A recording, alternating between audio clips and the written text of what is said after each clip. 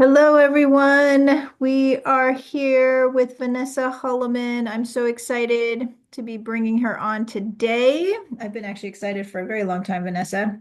Um, I got to get introduced to Vanessa through Tina, who I'm actually going to have to pitch. Tina Vitolo Campos from Black Sheep Therapists.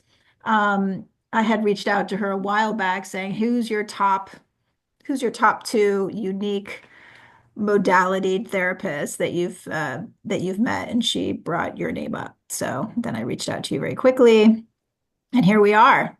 And now I get to actually speak to you directly about all the beautiful, unique work that you do that's kind of outside the scope of what a traditional therapist does and how it's supporting people. Um, so there you have it. I'm going to have Darcy introduce you with all the special things that you have. Darcy? I'm so glad to be here too and be a fly on the wall who will probably make some noise at some point. But for now, introduce Vanessa. Vanessa is a licensed clinical social worker, certified holistic health practitioner, founder of Being Holistic, and practices integrative mind, body, spirit social work. Vanessa says, my work is rooted in the belief that healing trauma requires addressing the whole person, mind, body, and spirit. With training in therapy, nutrition, functional movement, astrology, and energy modalities like sound healing and Reiki, I've developed an integrated approach to help you reconnect with your true self. Vanessa blends clinical trauma treatments with spiritual practices using tools like trauma-informed astrology-assisted therapy. Want to hear more about that? Crystals, Reiki, and symbolic rituals to create a personalized healing journey. Vanessa says, my passion lies in guiding survivors of trauma toward wholeness by merging evidence-based practices with the profound wisdom of astrology, somatics, and resilience training.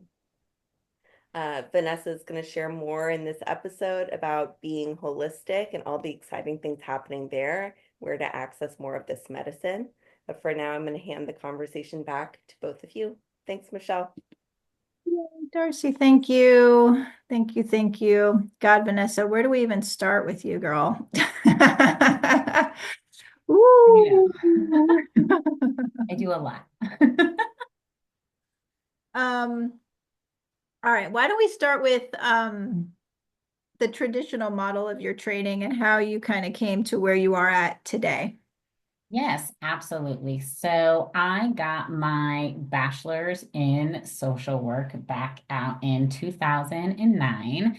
And I started out in the field doing case management for the seriously mentally ill.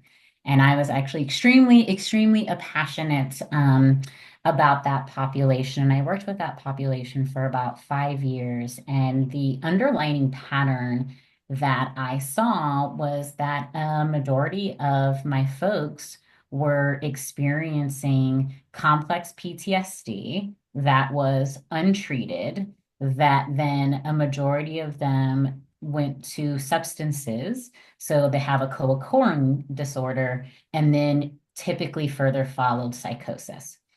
And so everyone focused on treating the active psychosis or actively treating the substance use. But once those were treated, no one was really digging deeper into the PTSD, which I feel kept the person in the system a lot longer than they should have. And so I decided that I wanted to go back and actually get my master's after that experience and really dive deep into trauma therapy. I myself am a trauma survivor. And there was just a lot of things that I felt was missing when it comes to some modalities, when it comes to trauma treatment. And so a lot of us are aware of the body keeps score and somatics and how trauma lives in the body. But my population now is very specifically adults who are dealing with sexual assault, intimate partner violence, and narcissistic recovery. In my personal and professional opinion, those are violations of the soul. They're not just violations of the mind and the body, but they are violations of the soul. And you cannot put somebody back together if you don't treat the soul. Mm. And so, in my own healing journey, I picked up different tools along the way that really helped me. And I was like, if this has helped me, why can't it help other people? And I was very fortunate that throughout my career, I challenged supervisors. And so they really had to have a good reason to deter me from what I wanted to bring into my clinical practice. And so I was fortunate enough to have a few supervisors that were very open to me kind of starting out with doing tarot, starting out with utilizing astrology as a self-care tool. And that has just transformed into a process that I have now developed in which a majority of my clients, they have been seeing another therapist for anywhere from 5 to 10 years. And within 3 years, they've completely graduated treatment with me by using the different modalities that I use to heal trauma. Love it. So how did you get introduced to tarot and astrology? Yes, so I come from a very, very diverse background. So my mother's lineage is Puerto Rican, and so I just grew up with a lot of Caribbean-based beliefs. And so Palo Santo and sage and crystals were kind of introduced to me very, very early on in life. I remember doing tarot as early as 12 years old. I remember charging my own crystal as an anchor object as like early as like 13, 14. So these were actually practices that I was very fortunate enough that they were just a part of my upbringing. I thought everybody did this. And it wasn't until I got older and I started talking to people that like I realized that like, oh, other people don't talk to spirits. Other people don't do, cleanses to their body and to their home. And so I had a great foundation to already support my adult practices, as I like to call them. Wow. Um, that's amazing. Uh, how did you nourish some of these, like when you honed in on the tarot and astrology, how have you been like nourishing that and building that skill set and tool set to teach others? Yeah, my number one value, I'm a very much a values-based therapist clinician, is integrity. And so for me, I am all about practice what you preach. And so after a few years of digging into my own work and making sure I have my own understanding, I went through specific mentorship programs. One with my shamanic astrology mentor. And then I love reading. And so I've read a lot of things. And I always kind of knew in the back of my head that I was going to have to show the clinical foundation to bring any of these in. And so I just started looking at clinical theories.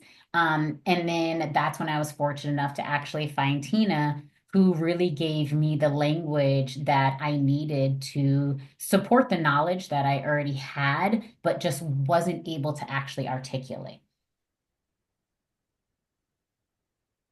So Tina's the one that kind of got you to be able to push it through your practice. Is that what I'm understanding? I was already doing it, but with her assistance, now I actually have specific processes because working with her actually allowed me to talk out everything that I do. I was like, oh, wow. Like, I actually have an entire process that I take clients through. And I didn't even realize that that was something that I was doing until I actually talked it out with someone. So, through her work, is how I now have very specific pick your journeys. Do you want to do the astropsychotherapy lens, which is really catered for my clients who have what I call lower emotional reactivity. So when they get trauma activated, they are able to stay in their body, they're able to remain in themselves. And so we get to utilize astrology as their cosmic blueprint and really learn how to integrate all parts of themselves into their full experience.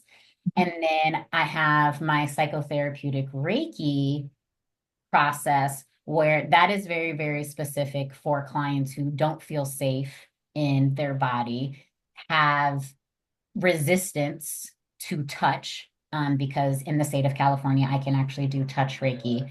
And so I use therapeutic touch as a way to bridge the gap between the body and the soul violation through the Reiki process. That's awesome. And how long have you been actually integrating that into your practice? How many years? Reiki is very new. I just got attuned to Reiki in December, so I have been doing that practice. I want to say for at least like the last 2 months in which I'm actually doing at least one Reiki session every single day.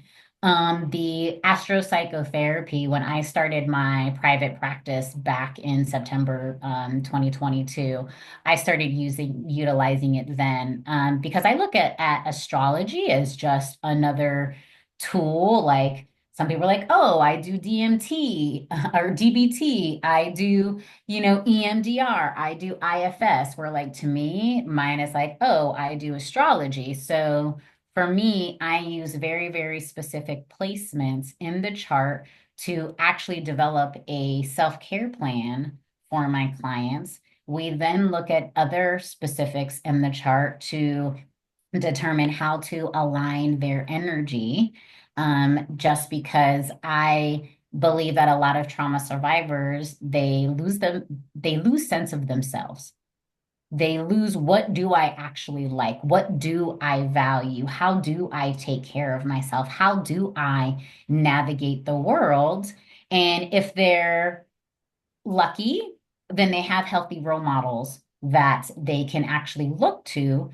More often than not, my clients don't have healthy role models, and so they don't have a place to look at what does a healthy relationship look like? What does healthy communication look like? What does healthy boundaries with myself and others look like? And so we go to their birth chart to actually tell them what should feel aligned with their energy if trauma didn't stunt their growth.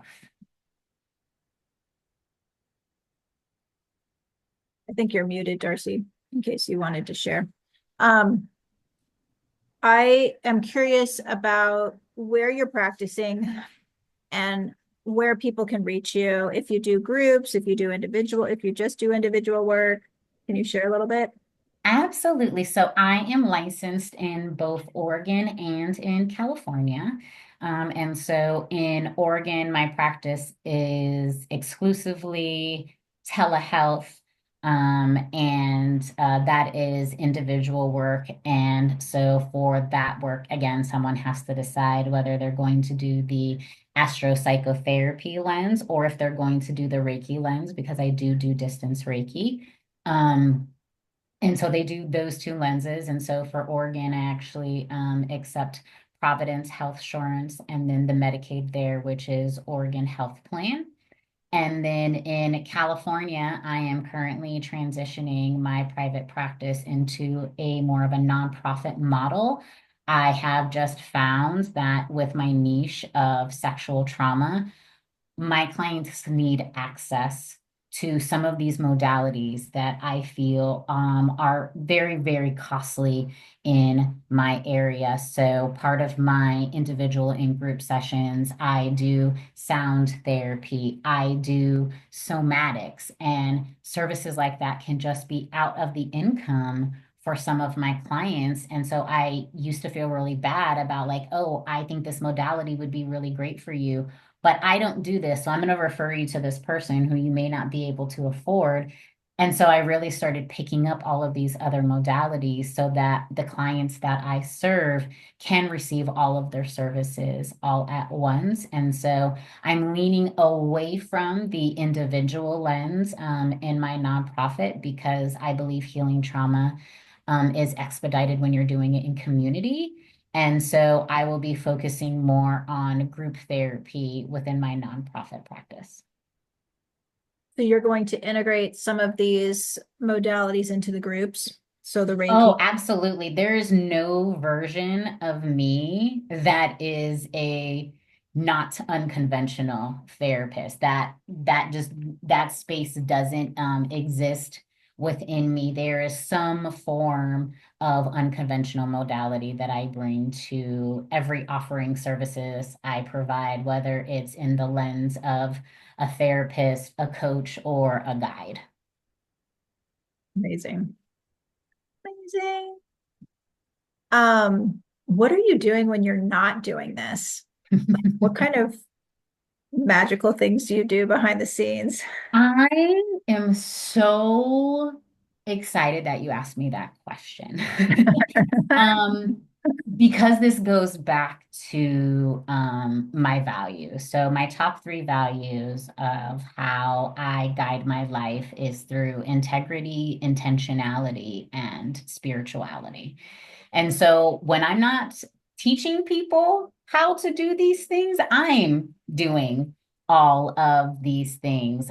So for instance, I can just tell you like my morning routine, regardless of what time I wake up every single day, I have an invocation with my higher self and my spirit guides through a cacao ceremony. And then I go from my cacao ceremony into meditation, from meditation to breath work, from breath work, then journaling, then usually going outside and being with nature, and then starting my day. So that's like how I just start my day every single day. And then I typically spend about 15 to 30 minutes practicing my sound bowls every single day.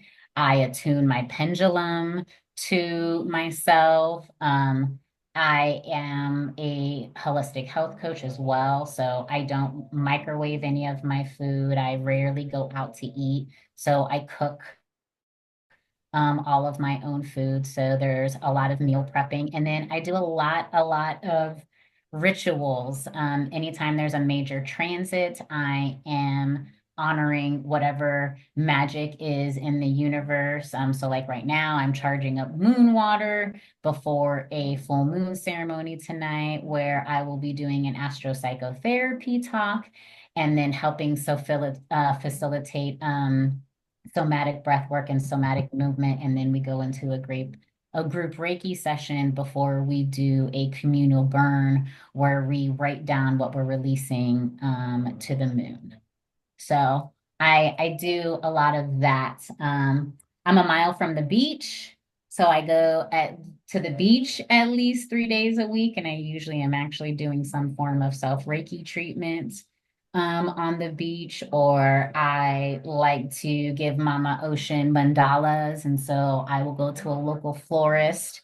And if there are flowers that are not going to be used for the day, I will get them and do a little ritual to honor Mother Earth. So what time do you wake up in the morning? How long does that take?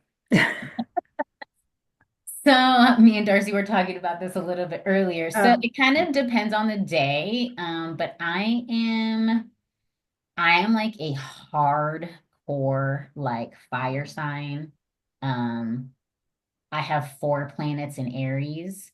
And ooh. so I wake up with the sun and I go and I go to sleep with the sun. So like daylight savings actually like affects me on like a very tangible level because it actually like I know it disrupts everyone's circadian rhythm, but like it really messes with me because regardless of the time change, I get up when the sun gets up. So depending on the time of the year, I am up anywhere between 4:30 and 6 a.m. Therefore, I don't typically have clients until 10 a.m. to make sure that I can actually take care of my energy and I make sure that I'm in a good place before I ever hold space for other people. It's amazing. That sounds great. I love the cacao ceremonies and that you do that every day. Yeah. It's part of my Gasho meditation. So anyone who is attuned to Reiki, we're taught that we're supposed to do a Gasho prayer morning and night for 15 to 30 minutes a day.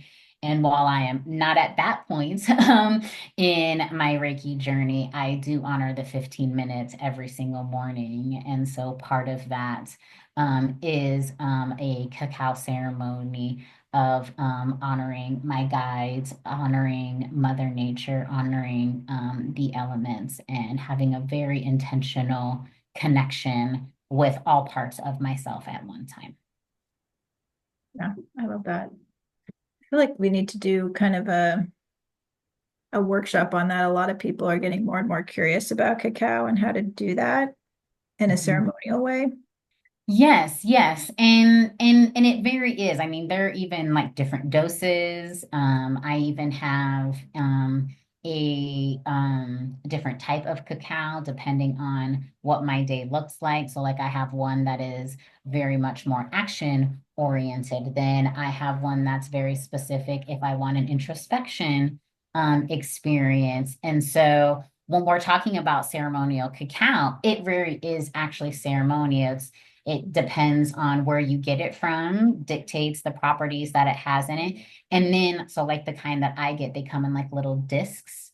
And it's just more bioavailable that way versus when they actually do the chips. And so they're in like little discs where like an everyday daily dose is like 10 to 15 discs, where a ceremonial dose is like 25 to 30. So like those are very different. And I have sat with each version of the cacao to actually see how it affects me and dictates my day. And so that's why I have three different blends that I actually utilize. So that again, intention. 90% of what I do and how I live my life is with intention, which like a lot of people are like, how do you do that? And I don't feel a lot of people are actually capable of that. That's why I really believe that what I do is resilience training. I don't really call myself a therapist, even though I am a trained psychotherapist, is that I believe that what I'm actually doing is teaching people how to be resilient. And part of how you're resilient is that you're intentional in how you're spending your time, you're intentional in how you're spending your energy, you're intentional how you're spending your money.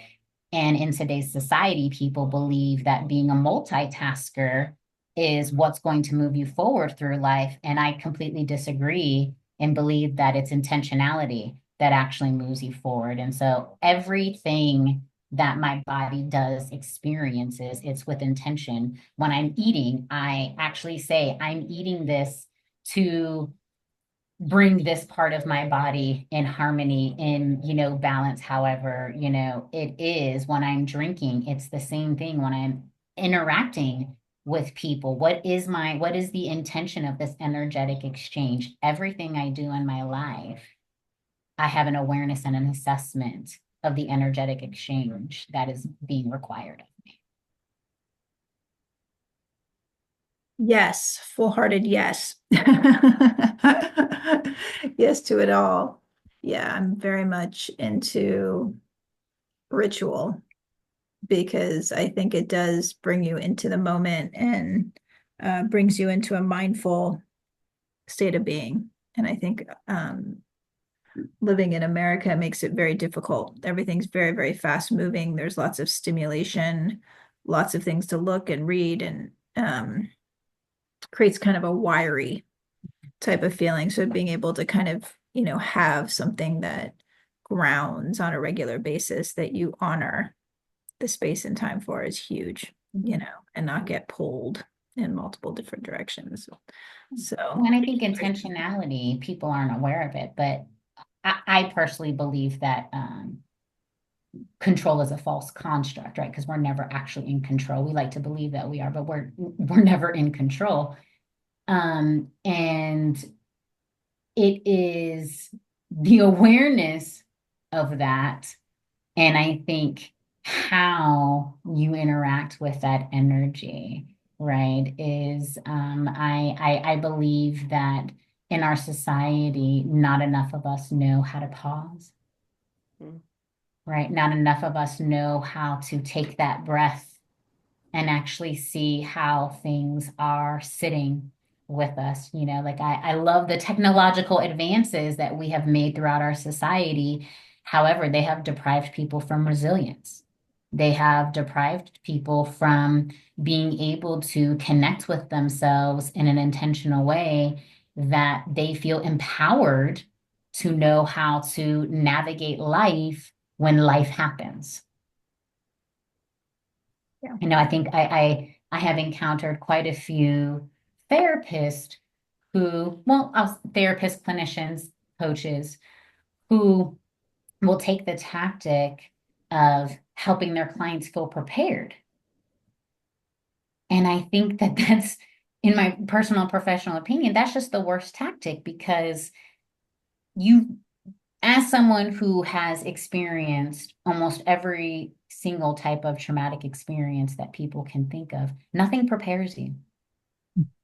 Nothing prepares you for your soul to be violated, for your body to be violated. You can't prepare for that.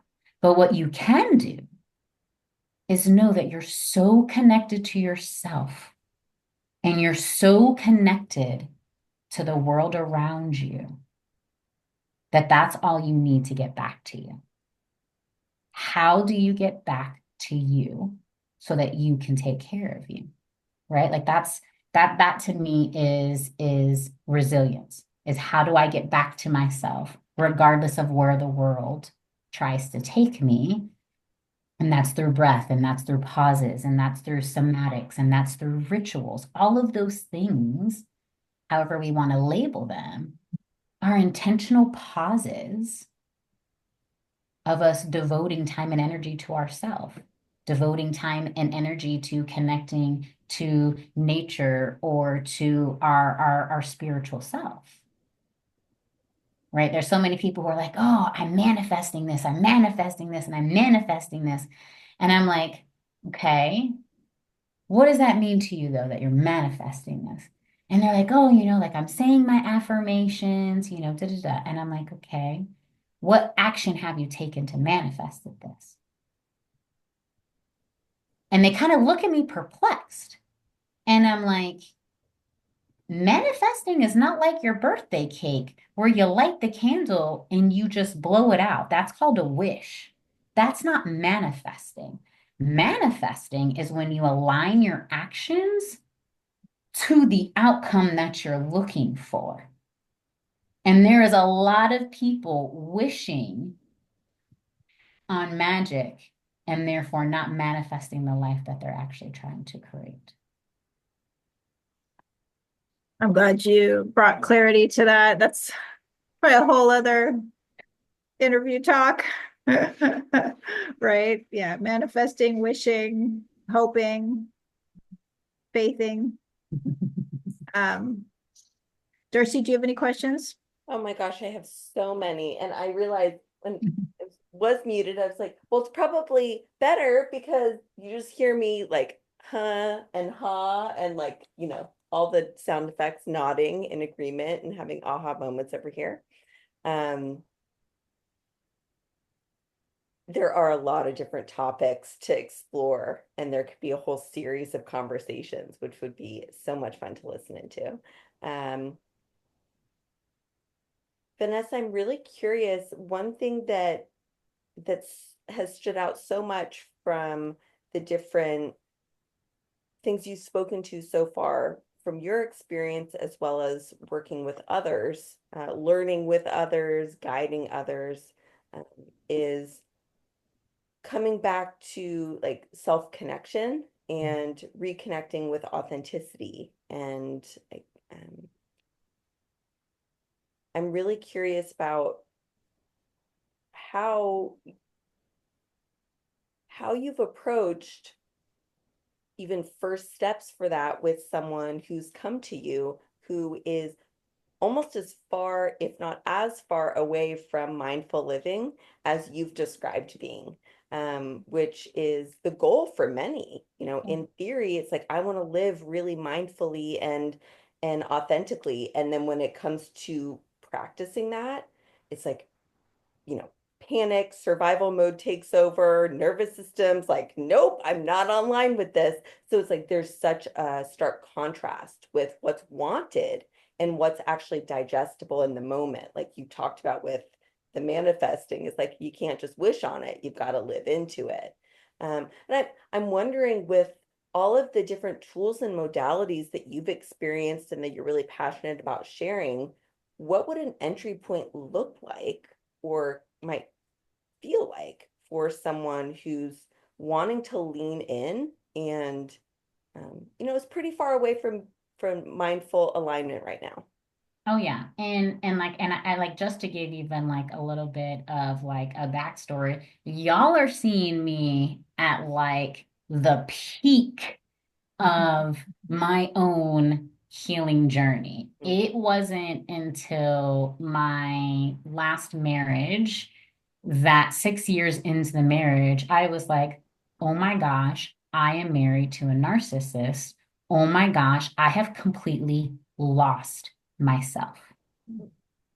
And the universe, she's got some splaining to do because the day that I decided I was going to leave my husband, he was the survivor of a hit and run and got a severe TBI and had amnesia. Wow.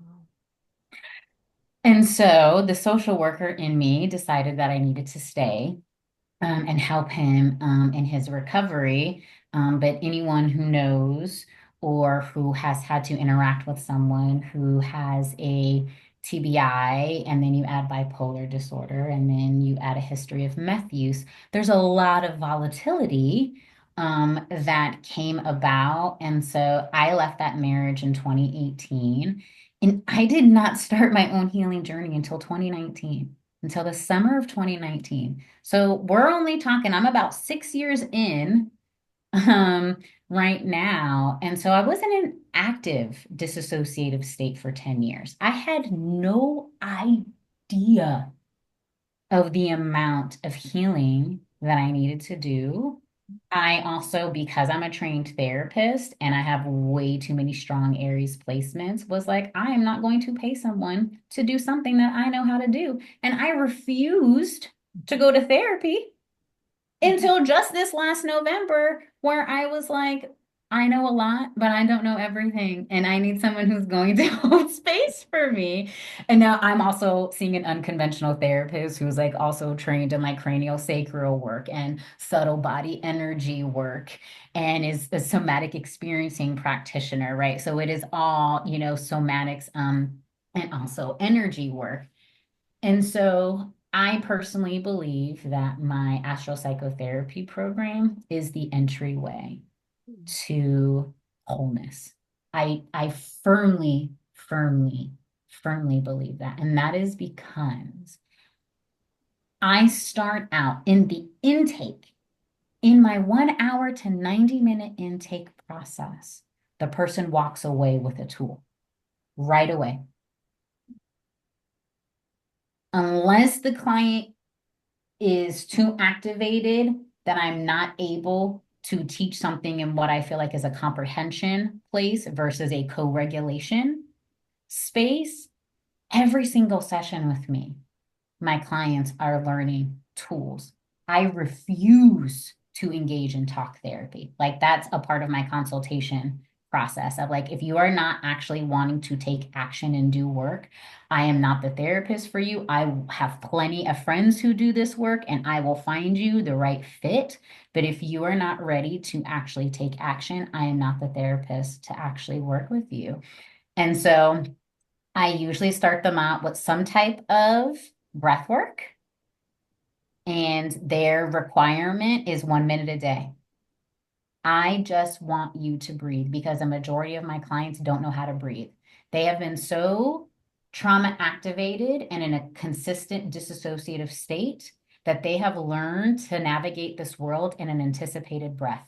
If you are an anticipated breath, your body is constantly constricted and you will never expand and grow. So step one is I always connect them to some type of breath work process for them. My go-to is usually 4, 7, 8 breaths, just because anyone who is trained in breath work, it is a very, very specific type of breath work that will take you out of the sympathetic response into a parasympathetic response. Then I go into what are your values? If you don't know what you value, you don't know how to interact with life. You don't know how to navigate life. You are in a constant reactionary place. And as a trauma survivor, being reactionary is what's going to keep you in that survival state. You have to actually learn how to be in the flow. And how you be in the flow is you say, my values say that this is the type of person that I want to be. My values say that this is the type of person that I want to become. This is how I'm going to align my life. And so those are usually the first two steps. Breath work and do you actually truly know what you value? Because if you don't actually truly know what you value, what are you going through this life? Talk about an invitation to wake up and step forward with, it sounds like there's passion behind the, well, there's passion, right? There's fire behind the invitation that I hear from you, and also such a loving dedication as well, that there's this, um, if you're ready, I'm here, and these practices are here for you. And I imagine that there are people who they're not ready to take action, but they want to be around others who are leaning in and saying yes and taking action. And it sounds like some of the groups and Yes. different experientials that you have with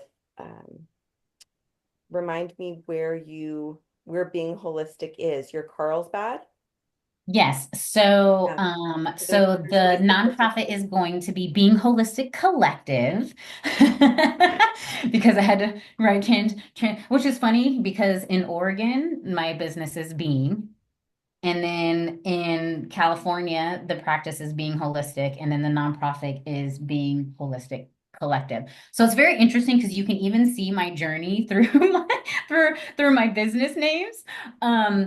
And so yes, in Carlsbad, I specifically facilitate all of the healing modalities that have got me to where I am. I actually offer in different community setting. So, like I said, this evening, I'm, helping facilitate a full moon in Scorpio ritual that has journaling, that has Reiki, that has sound healing, all of that wrapped up in one. And we meet on the full and the new moon. So we also have accountability of like, this is what we said that we were going to release, or this is what we said that we're going to call in. What was the action item, right, that we took in? This coming weekend, I am facilitating what I call a womb wisdom group, which is think of traditional red tent ceremony where womb havers of age 12 and up commune all together and just talk about what it's like to experience life in today's society with a womb. Right. And so everything for me is about healing in community, specifically for trauma. Um, Trauma is relational. Someone, something violated something within me. How do you repair that if you're not in relation to something else?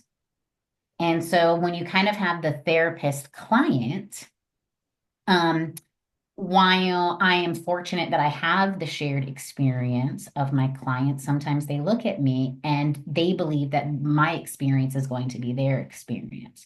And while I hope that for them, I also have a lot of fire energy and have done a lot of fucking work in like the last 4 years to like get where I'm at. And so that's why I like more of these group settings so that it's not just me exactly that you're seeing. It is all of these other people that are all coming together for the same purpose of living their best life. And how is it that we honor that in that space? And for me, it's also about accountability. It's not just about showing up for the moon circle and lighting the candle. And then now I'm not going to see you for another 30 days to actually see if you made any progress in those things. We have little chats. We continue to communicate with one another to ensure that we stay aligned with where we want to go. And I think that that's also very different in my approach, even as a therapist. I have a texting line specifically for my clients so that anything that comes up for them, they can reach me. Hey, this is going on. I'm like, okay, what are your values say that you need to do right now? Hey, what was the breath work that we did in last week's session? I don't have the answer. Your body has the answer. Your body is telling you that something is going on right now. My job is just to be the bridge between you and your body until you don't need the bridge anymore.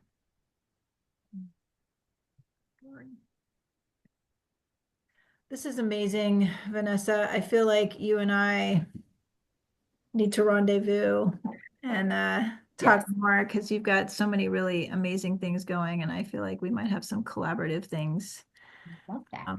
to do as well. So it sounds like Monterey Bay. Is that right? Monterey. Did I say, is that where that's where your nonprofit's going to be? No.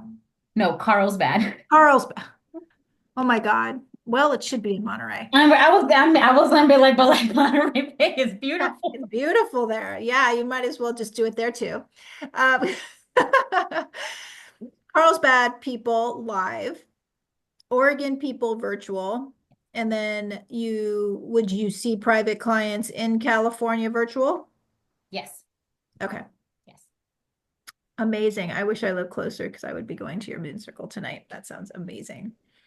Um, I appreciate you. Darcy will be getting all your information, putting it out there for everybody on the podcast and below for the Zoom call here. I'm so glad I got to interact with you and meet you and know you and be on And I social love, media I with you. love these. It's like I love just like I just feel like I have a breath of knowledge, and Mhm. like my purpose is to share like the wisdom that like I have. And so like by all means, like obviously I know you have like a lot of people, but like I don't like I love these. So like if you want to continue doing these, people keep telling me to start a fucking podcast and I'm not going to do that.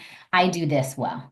Yeah. Talking, interacting, flowing, I do great. Just sitting, I don't like that guru of here. I have all this wisdom and I just don't resonate with that vibe. But like questions or just things like that, I love that. So like I'm totally down to do more talks. Okay. I will be passing your name on to everybody. Get Vanessa on your podcast. I love it. All right. Well, I hope you have a beautiful rest of your week. Thank you again. Absolutely. Bye.